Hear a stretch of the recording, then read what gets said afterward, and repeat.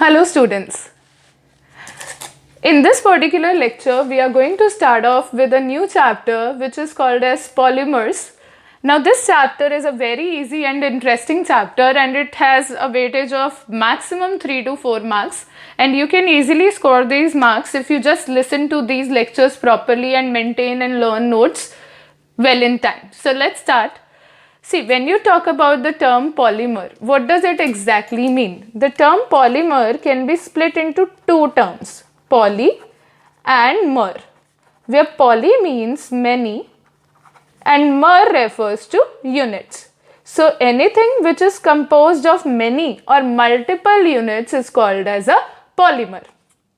Now every polymer is made up of a smaller unit, a smaller or simplest unit called as monomer. So mono here means one and mer means unit. So single unit या one unit को हम बोलते हैं monomer. When multiple monomers combine, we get what? We get a polymer. So whenever we'll use terms such as dimer, what will you interpret? Di का मतलब हो गया two and mer means unit. So anything which has two units will be called as what? A dimer. So let's proceed now. I'll be taking one example. Polythene, for instance. Right? We all use the term polythene for plastic bags in general. So polythene is basically polymer of ethene. So how do we write a general polymerization reaction? Ethene, we all know, comprises of two carbons, doubly bonded carbon atoms. We take it n times because poly means multiple, right? On the arrow, we have to write polymerization. So whenever a polymer is formed, we need to combine multiple units, but the valence has to remain same. Carbon cannot form more than 4 bonds at a time, right? So what happens is the double or the triple bonds break, and we have these single bonds on the other sides to bind more units. Use a round bracket and put the alphabet N in the subscript. Now this indicates that multiple ethene molecules have combined to give you what? Polythene. This here is ethene. But now this entity represented by a round bracket with N at the subscript is polythene. So this is how we will be writing polymers from now on, various polymerization reactions from now on. Now I am going to discuss the classification of polymers. Now polymers can be categorized based on various aspects. The first aspect is going to be source.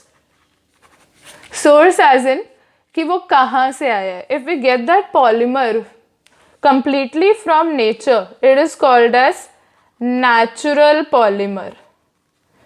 For example, we have starch, we have cellulose present in cell wall. So these are two examples of natural polymers that we have.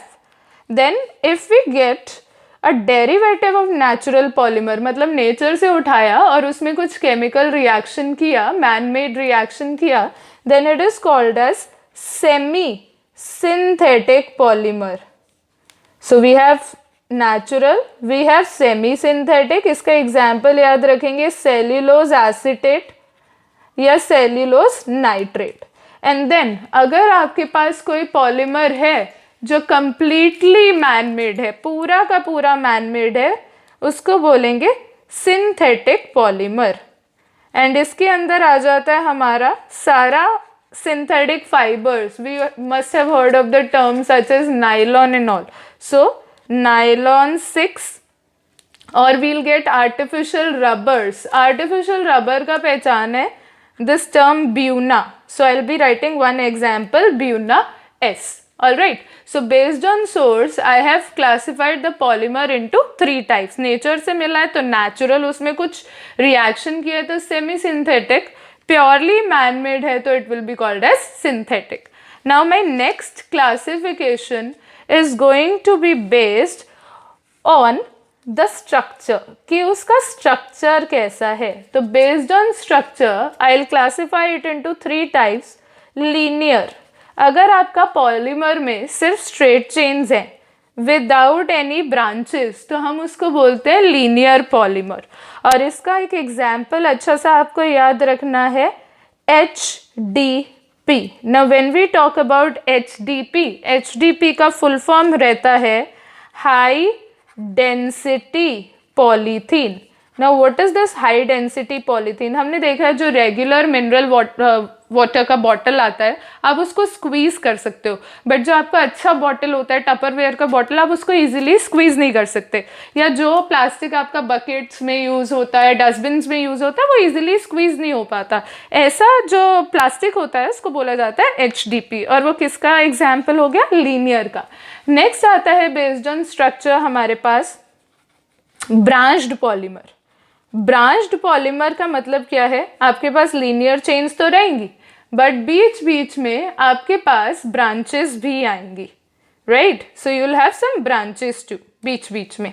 इसका example याद रखेंगे LDP। तो जैसे मैंने HDP बताया high density polythene, LDP हो जाता है लो डेंसिटी पॉलीथीन, जो कि आपकी स्क्वीज बॉटल्स वगैरह हो गया। थर्ड आता है इस कैटेगरी का जिसको हम बोलते हैं क्रॉस लिंक्ड, और इसी का दूसरा नाम होता है नेटवर्क पॉलीमर। क्रॉस लिंक्ड या फिर क्या बोला मैंने? Network polymer. ना क्रॉस लिंक्ड और नेटवर्क पॉलीमर की खास बात क्या है? इसकी खास बात है कि अगर हमारे पास सपोज 3 चेन्स है तो हर चेन हर दूसरी चेन से जुड़ी होनी चाहिए। लेट्स सपोज दिस आर 1 2 3, 1 2 से भी जुड़ी होगी, 2 3 से भी जुड़ी होगी, और 1 और 3 आपस में भी जुड़ा होगा। इसका एक बहुत इंटरेस्टिंग एग्जाम्पल है बेकलाइट। नाउ बेकलाइट एक ऐसा पॉलीमर है जो हम डे टू डे लाइफ में ज़रूर यूज़ करते हैं, बिकॉज ये कोम्ब जो होती है वो बेकलाइट की बनी होती है मोस्टली, या फिर हमारे स्विचेस, इलेक्ट्रिकल स्विचेस या स्विच बोर्ड्स वगैरह ये बने होते हैं हमारे बेकलाइट के। So this is the classification based on structure. We have discuss 2, structure कर लिया हमने और सोर्स कर लिया। नेक्स्ट आते हैं based on method of polymerization, कि पॉलीमर बनने का क्या तरीका यूज किया हमने। तो अगर हम सिंपली मोनोमर को ऐड करते जा रहे हैं विदाउट एलिमिनेशन, उसको बोलते हैं हम एडिशन पॉलीमराइजेशन। क्या बोला मैंने? अगर हम मोनोमर को सिर्फ ऐड करते जा रहे हैं without any elimination of byproducts, it is called as addition polymerization, and the polymers so formed are called as addition polymers. इसकी भी 2 कैटेगरीज बता देते हैं आपको। One is called as Homo Polymer. Homo means same और one, तो ऐसा polymer जिसके सारे मोनोमर्स क्या है? सेम है, उनको बोला जाता है होमो पॉलीमर। जैसे कि मैंने आपके साथ अभी डिस्कस किया था पॉलीथीन, उसके सारे के सारे monomers are going to be what? Ethene, और उसमें कोई भी एलिमिनेशन नहीं है, तो वो कौन सी कैटेगरी में आ जाता है? Homo polymer. But if I talk about copolymer, इसमें भी कुछ एलिमिनेट तो नहीं होगा, कोई बाय प्रोडक्ट तो नहीं होगा, but it will have at least 2 different types of what? Monomers. इसका हम एग्जाम्पल याद रखेंगे। मैंने आपको अभी थोड़ी देर पहले बताया था, ब्यूना टर्म यूज की थी मैंने, तो ब्यूना S, ब्यूना N, ये धीरे धीरे हम सीखेंगे। जिसमें भी टर्म ब्यूना आता है वो आर्टिफिशियल सिंथेटिक रबर्स कहलाते हैं, right? And these are examples again of copolymer which is a type of addition polymer.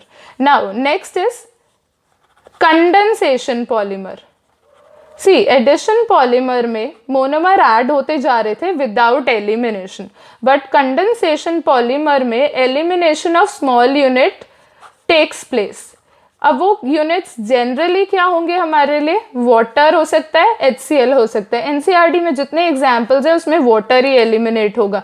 एक मोनोमर से H जाएगा, दूसरे से OH जाएगा। This is going to be a regular process from next lecture. So ये आ गया आपका condensation polymer. These are the 2 polymer types based on what? Method of polymerization. और लास्ट जो हम क्लासिफिकेशन करते हैं, एक हो गया सोर्स, एक हो गया स्ट्रक्चर, एक हो गया मेथड, लास्ट होता है बेस्ड ऑन फोर्सेस। तो फोर्सेस के बेसिस पे भी हम इसको 4 कैटेगरीज में डिवाइड कर सकते हैं। सबसे पहला जो कैटेगरी आता है वो आता है fibre. Now these are the ones supposed to have the strongest force. Strongest force somewhat similar to hydrogen bonding, इसके अंदर हमारे सारे फाइबर्स आ जाएंगे, जैसे मैंने नाम लिया था नायलॉन, उसके सारे types, nylon 6, nylon 6,6, nylon 2, nylon 6, धीरे धीरे हम ये सारे नेम्स सीखना शुरू करेंगे। देन आते हैं इलास्टोमर्स। इलास्टोमर आपको रिलेटेड लग रहा है इलास्टिक से, राइट? सो इलास्टोमर्स जो है वो वीकेस्ट फोर्सेस पोजेस करते हैं।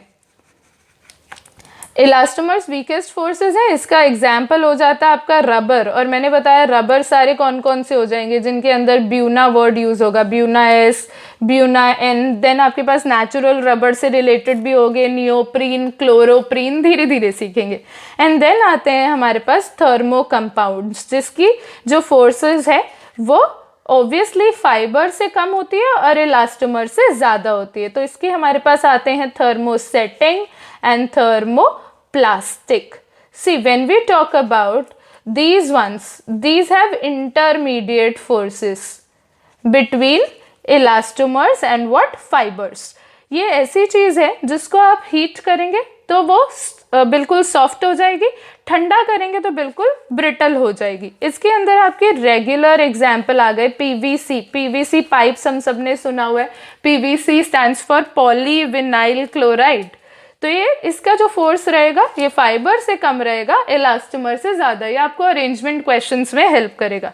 एंड लास्ट आता है थर्मोप्लास्टिक। थर्मोप्लास्टिक कंपाउंड्स क्या होते हैं? ये आपने एक बार हीट कर दिए तो आप इसको रीयूज नहीं कर सकते, can not be reused, because वो ऐसा इनफ्यूजिबल सा स्ट्रक्चर बन जाएगा जिसको खोलना मुश्किल हो जाएगा। और इसका एग्जाम्पल याद रखेंगे वही स्विच बोर्ड वाला Baker light. So now in this lecture we have discussed polymer का पूरा basic. I hope you all will memorize this by next class. जब भी हम कोई polymerization reaction लिखेंगे, I'll take n number of monomers. Arrow पे polymerisation होना जरूरी है, राउंड ब्रैकेट सबस्क्रिप्ट में n। 4 वेज में क्लासिफाई करना है सोर्स के बेसिस पे कि वो कहाँ से आया, natural, semi synthetic, synthetic. Structure कैसा उसका स्ट्रक्चर है, लीनियर स्ट्रक्चर है, ब्रांचेस हैं तो ब्रांच्ड है, हर चेन जुड़ी है तो क्रॉस लिंक्ड और नेटवर्क है।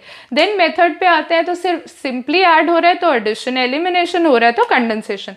And last is forces, strongest है तो फाइबर, वीकेस्ट है तो elastomer. Apart from that we have thermo compounds, thermoplastic and thermosetting. Thank you. Have a great day ahead.